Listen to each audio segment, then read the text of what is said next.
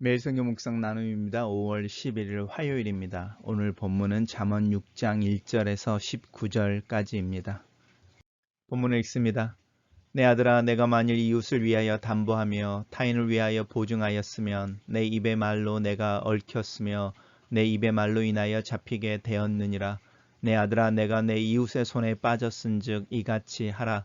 너는 곧 가서 겸손히 내 이웃에게 간구하여 스스로 구원하되 내 눈을 잠들게 하지 말며 눈꺼풀을 감기게 하지 말고 노루가 사냥꾼의 손에서 벗어나는 것 같이 새가 그물 치는 자의 손에서 벗어나는 것 같이 스스로 구원하라. 게으른 자여 개미에게 가서 그가 하는 것을 보고 지혜를 얻으라. 개미는 두령도 없고 감독자도 없고 통치자도 없으되 먹을 것을 여름 동안 예비하며 추수 때에 양식을 모으느니라. 게으른 자여 내가 어느 때까지 누워 있겠느냐. 내가 어느 때에 잠이 깨어 일어나겠느냐. 좀 더 자자, 좀 더 졸자, 손을 모으고 좀 더 누워 있자 하면 내 빈궁이 강도같이 오며 내 곰핍이 군사같이 이르리라.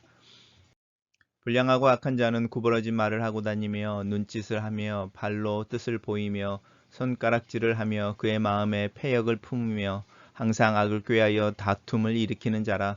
그러므로 그의 재앙이 갑자기 내려 당장에 멸망하여 살 길이 없으리라. 여호와께서 미워하시는 것 곧 그의 마음에 싫어하시는 것이 예 7가지이니 곧 교만한 눈과 거짓된 혀와 무죄한 자의 피를 흘리는 손과 악한 계교를 꾀하는 마음과 빨리 악으로 달려가는 발과 거짓을 말하는 망령된 증인과 및 형제 사이를 이간하는 자니라. 오늘의 본문은 4개의 단락으로 나누어져 있습니다. 각각의 단락이 각각의 주제를 다루고 있습니다. 단락별로 살펴보겠습니다. 첫 번째 단락은 이웃을 위하여 담보하며 타인을 위하여 보증한 것에 대한 이야기를 하고 있습니다. 고대가 지금보다 훨씬 더 이 보증을 선다라고 하는 부분이 일반화되어져 있었습니다. 화폐나 이 소위 말하는 은행과 같은 이런 경제 활동이 완활하게 제도화되어지지 않았던 시대에는 가족의 말이나 또 이웃의 말이 훨씬 더 신용을 가져왔던, 현금보다 더 신용을 가져왔던 시대입니다. 그래서 이 담보한다, 또 보증한다라고 말하는 것은 우리가 지금 보증을 서주는 어떤 법적인 그 절차를 밟는 것보다 훨씬 더 쉬운 것이었습니다. 그래서 문서를 만드는 것보다 오히려 말 한마디가 이 담보와 보증이라고 하는 부분이 있습니다. 그래서 오늘 본문에서는 단순히 보증이라는 것을 쓰지 말라라고 말하는 것 이전에 함부로 약속하지 말라, 이런 의미도 사실은 오늘 본문 속에 있습니다. 저도 사실은 이 약속을 남발해서 오히려 그 약속을 믿는 사람들에게 실망을 주는 경우가 훨씬 더 많이 있습니다. 그런 경우는 이 보증이나 담보의 잘못을 범하는 것과 사실은 같은 류의 실수일 수 있습니다. 내 입의 말로 네가 얽혔으며 네 입의 말로 인하여 잡히게 되었다라고 말하는 이 구두로 약속하던 것이 일반화되어져 있던 시대에 주의하지 않고 또 상황들을 분별하지 않고 그냥 허세와 같이 하는 이런 약속 또 보증에 대한 이야기는 큰 책임을 이렇게 가져오게 한다, 지게 한다, 이런 이야기를 첫 번째 단락에서 하고 있습니다. 그래서 네가 그런 약속을 했다면 겸손히 가서 내 이웃에게 구하여 간구하여 스스로에게 구원하되 라고 말하는데, 이 부분은 네의 말에 어떤 실수가 있을 때에 그 실수라고 하는 부분을 정확하게 인정하고 네가 그것을 할 수 없음을 분명하게 밝히는 어떤 자신에 대한 또 자신에 대한 주제 파악이라고 할 수 있는 어떤 영역과도 연관이 되어져 있는 부분입니다. 단락을 요약해 보겠습니다. 내 아들아, 이웃을 위한 보증의 책임에서 벗어나라, 이렇게 요약해 봤습니다. 두 번째 단락은 부지런함에 대해서 이야기하고 있습니다. 지금도 마찬가지지만 개미나 벌과 같은 곤충들이 부지런함의 대표 명사가 아닐까 싶습니다. 오늘 본문에서는 이 개미라는 이야기를 하고 있고요. 개미가 하는 것을 보고 지혜를 얻으라 라고 말하고 있습니다. 그래서 이 개미가 하는 것을 통해서 지혜를 얻는데요. 개미는 두령이라고 하는 이 결정하는 어떤 결정권자가 없음에도 불구하고 감독자, 이렇게 표현하고 있는데 옛날에는 이 감독자가 이렇게 글을 쓰는 사람이었습니다. 왜냐하면 기록으로 남겨야 하니까요. 그래서 이 글을 쓰는 사람이라는 뜻을 가지고 있습니다. 신약으로 오면 서기관들처럼 이게 얼마나 오더가 내려졌을 때 그게 얼마만큼 달성되어졌고 얼마만큼 생산되어져 있는지를 확인할 수 있는 그것을 기록으로 남는 사람들을 감독자라고 말합니다. 통치자는 이제 그것을 부여하고 또 이렇게 드라이브를 걸어서 그 일들이 이루어지도록 하는 사람들이죠. 그런 사람들이 없다. 그 지도자나 감시하거나 또 이렇게 억지로 하게 하는 사람들이 없음에도 불구하고 개미들은 열심히 그것들을 준비한다라고 말하는 부분인데요. 이제 먹을 것을 여름 동안 준비하여 추수 때의 양식을 모은다라고 하는 부분은 단순히 열심히 일을 한다라는 부분이 아니고 내일을 또 미래에 대한 이야기를 하고 있는 부분이죠. 그래서 오늘의 게으름이 내일에 영향을 미친다라고 하는 부분입니다. 그래서 너의 빈궁이 강도같이 오며 너의 곰핍이 군사같이 이르리라라고 지금 현재에 충실하지 않을 때에 내일이라고 하는 부분이 결코 행복이나 또 풍요로움을 보장할 수 없다라는 경고를 하고 있습니다. 단락을 요약해 보겠습니다. 개미에게서 부지런함과 내일을 준비하는 지혜를 배워라, 이렇게 요약했습니다. 세 번째 단락은 이제 불량하고 악한 자에 대한 이야기를 하고 있습니다. 그래서 이런 사람들과 멀리 떨어져 있어라, 이런 말보다는 이제 본문에서 이런 사람들을 구별해낼 수 있어야 한다, 이런 이야기를 좀 하고 있고요. 그 사람들과의 간격에 대한, 관계의 간격에 대한 이야기는 암시되어져 있습니다. 그래서 그의 재앙이 갑자기 내려 당장에 멸망하고 살 길이 없으리라 라고 말하면서 이 불량하다라고 하는 것, 악한 자라고 하는 부분을 설명하고 있는데요. 좀 더 살펴보겠습니다. 이 불량하고 악한 자라고 하는 것은 말이 구부러져 있다는 이야기는 진실되지 않다라는 것이죠.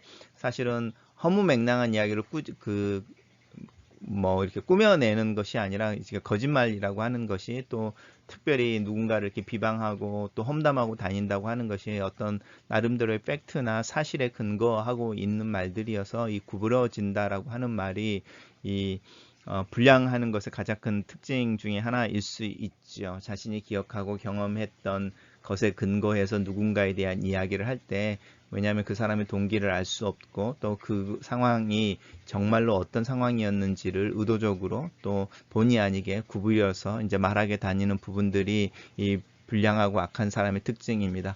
또 하나는 눈짓을 하며 발로 뜻을 보인다, 이렇게 말하는데요.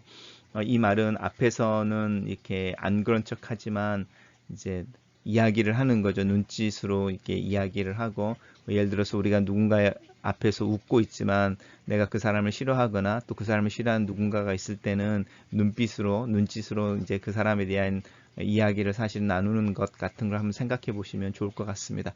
그리고 이제 손가락질을 한다는 것은 이제 구체적으로 비난하는 것을 이야기하죠.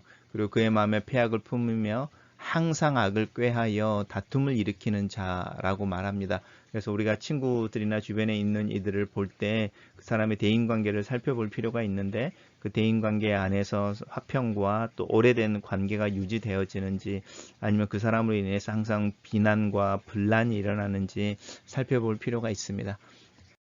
단락을 요약해 보겠습니다. 불량하고 악한 자는 거짓을 말하고 마음에 패역을 품고 악을 꾀하고 다툼을 일으키는 자다, 이렇게 요약해 봤습니다.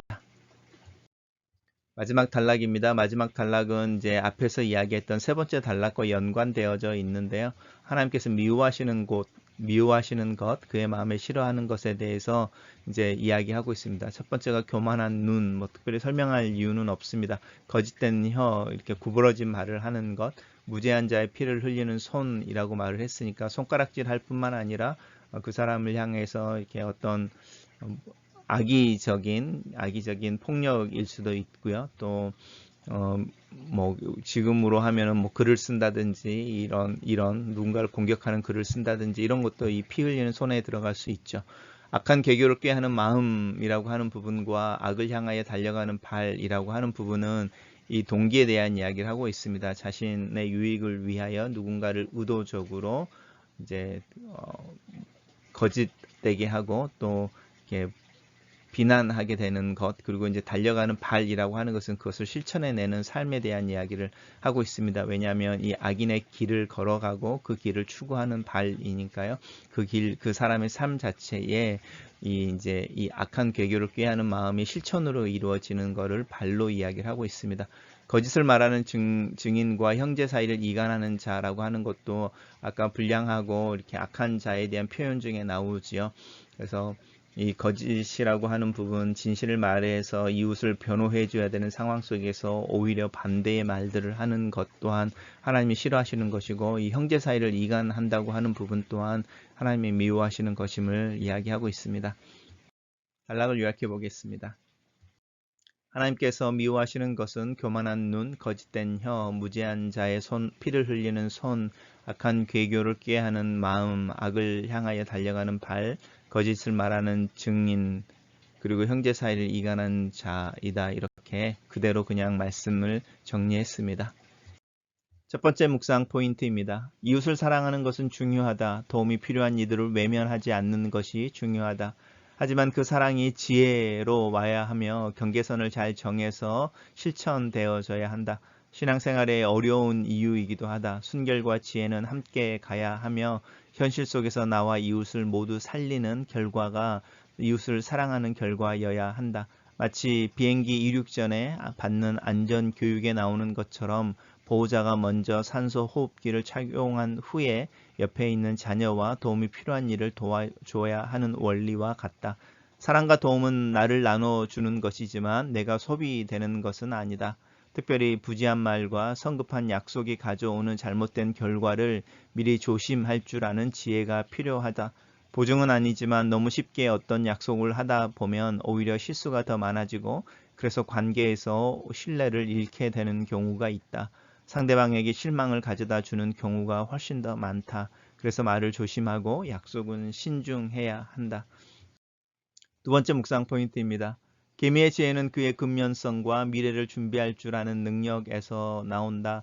오늘 하루만 사는 것처럼 인생을 살 수는 없다. 나와 관련된 이들이 많이 있고 내가 미치는 영향은 내 생각보다 넓고 많다. 그래서 나는 내 자신을 조심하고 내 관리, 자기관리에 신중을 기하기 위해 노력한다. 부지런한 근면성은 그래서 쉴 줄도 아는 지혜로움으로 연결되어져야 한다. 겨울을 준비하는 것은 단순히 어려운 시기를 또 내일을 준비하는 것만은 아니다. 그래서 오히려 쉬고 기다려야 하는 시간을 잘 보낼 수 있다라는 것을 의미한다. 열심히 일하고 또 잘 쉴 줄 아는 능력, 그것이 바로 또한 또 다른 모습의 지혜이다. 살다 보면 만나는 사람 중에 달콤하고 부드러운 말로 사람의 마음을 사로잡지만 그 말이 사랑과 배려가 아니라 올무와 속임의 덫을 놓는 것을 깨달을 때가 있다. 내 앞에 정말 간이라도 빼어줄 것처럼 행동하지만 내 뒤에서는 나를 욕하고 비난의 말을 돌리는 사람이 있다. 사람의 말에 웃고 울 필요는 없지만 내 곁에 있으면서 내 삶을 파괴하는 이들이 있는지 분별할 줄 아는 지혜를 구해본다. 나 또한 누군가의 삶에 격려와 사랑의 말을 하는지 거짓과 나눔을 유발하는 자로 서 있는지 하나님 앞에서 내 자신을 겸손하게 하고 조심하게 된다. 마지막 묵상 포인트입니다. 하나님께서 미워하시는 것을 이야기하는 묘사를 본다. 교만한 눈, 거짓된 혀, 피 흘리는 손, 악의 길을 달리는 발, 이 모든 내 몸의 일부처럼 언제든지 내 모습에 나타나는 것이어서 스스로 겸손하고 하나님의 은혜를 구하게 된다. 이 모든 것이 악과 내 유익만을 구하는 마음에서 나온다. 이 모든 것이 합쳐지면 진실을 말해야 하는 때에 형제를 위해 정직을 말하는 것이 아니라 거짓을 말하게 되며 내가 난임과 이간질의 원인이 된다. 두려운 일이다. 내가 화해와 평화의 도구가 아니라 나눔과 분쟁의 원인이 된다는 것이. 글로 쓰는 기도입니다. 살아계신 하나님, 하나님께서 미워하시는 교만의 눈과 거짓된 혀, 무지한 자를 향한 폭력의 손, 나만을 위한 악한 동기, 악을 향하여 달려가는 발길이 내 삶에 내 몸에 나타나지 않기를 기도합니다. 이웃을 향하여 정직과 진실을 말할 줄 아는 자가 되기를 원합니다. 형제와 이웃들 사이에서 사랑과 평화의 도구가 되기를 원합니다. 나로 내 입에서 나오는 말에 주의하는 자가 되게 하시옵소서. 너무나 쉽게 약속하거나 허세에 가까운 도움을 약속하는 것이 아니라 내가 할 수 있는 일을 그 선에서 묵묵하게 돕고 또 실천할 줄 알게 하시옵소서. 예수 그리스도의 본을 따라 지혜로운 자가 되기를 원합니다. 시대와 사회의 편견을 넘을 수 있는 용기와 용납과 사랑을 실천할 수 있는 능력을 위해 기도합니다. 주님을 따라 사는 삶이 내가 소비되거나 탈진하는 크고 무거운 짐이 아니라 내가 살며 행복한, 내가 살고 내 옆에 있는 이들을 살리는 겸손과 수고의 삶을 살 수 있도록 나를 도우시고 인도하여 주시옵소서. 예수님 이름으로 기도합니다. 아멘.